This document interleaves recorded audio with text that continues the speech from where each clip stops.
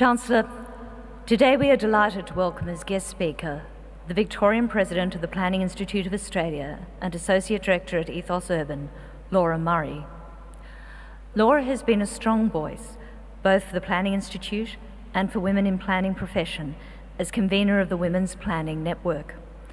Prior to being a registered planner and member of the Planning Institute, Laura was a certified member of the Royal Town Planning Institute in the United Kingdom. She is a consultant town planner with over 13 years' experience in statutory and strategic planning for public and private clients, including several years in local government in the UK. More recently, she has worked on major development approvals all over Australia. On behalf of the Planning Institute of Victoria, Laura has been actively involved in state government reference and advisory groups in a range of important areas, such as Better Apartment Guidelines Reference Group, the Social Housing Renewal Standing Advisory Committee, and the Fisherman's Bend Development Industry Engagement Program. We're delighted that she's joining us tonight, and it's a pleasure to call on her to speak this afternoon. Please welcome Laura Murray.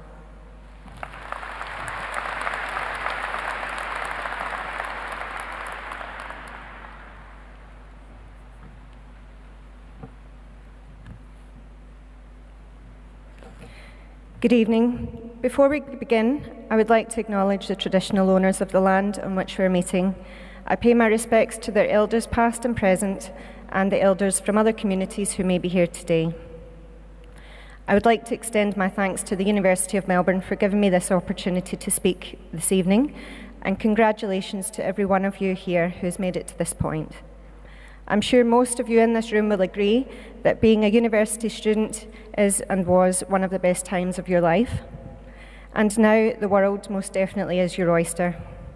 Your career is what you make of it, as I have found through my own journey so far.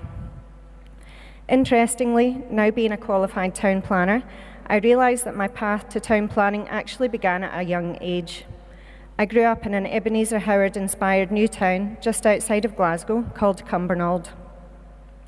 It was one of those towns designed in the 1950s after World War II to relieve the pressure on the inner city slums in Glasgow and give people the opportunity for a new life in the countryside, to be away from the smog and own a nice home with a garden.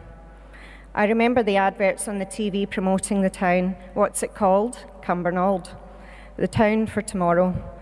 This slogan, which still resonates with many even today. Originally planned for a target population of 70,000 people, Cumbernauld now sits at 52,000 people, as per the last census in 2011.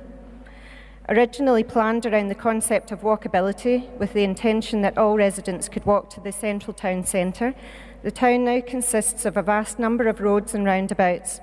Although public transport exists, it's not great. And with all established towns, although it is still sought after to live in this area, that does not come without the health and social problems that emerge from living in a car-dependent town.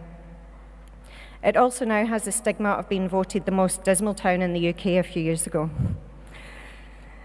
Without knowing what town planning really was, I chose to study environmental planning at Strathclyde University in Glasgow, as I had a real interest in politics, architecture, and how towns and cities evolved and grew, or not may be the case in Cumbernauld. I loved the course, I loved the group projects that we did, the building models that we made, and the field trips we had to Amsterdam on my 21st birthday, which was awesome. During this time, when I was pondering what I wanted to do with my life, I always remember my dad saying, "You don't want to be one of those people that assesses and approves house extensions for a living." And funnily, that turned out to be my first full-time job when I graduated university. And so my career as a town planner began, working as a statutory planner within a suburban council, approving house extensions and dealing with narky neighbours. Later in life, I would realise that this was my first introduction to NIMBYism. As I look back, this job provided the best opportunity for me to really learn the ropes in terms of legislation, policy, politics and decision-making. And as I progressed within council, I was then given the responsibility for approving more complex developments. Slowly. One of the things that had attracted me to study in town planning was the possibilities of living and working overseas. I was aware that with the qualification I had, my skills were easily transferable, and not that I encourage any of you to leave Melbourne now, as on the contrary, we have a shortage of town planners. But 10 years ago, I embarked on my adventure down under.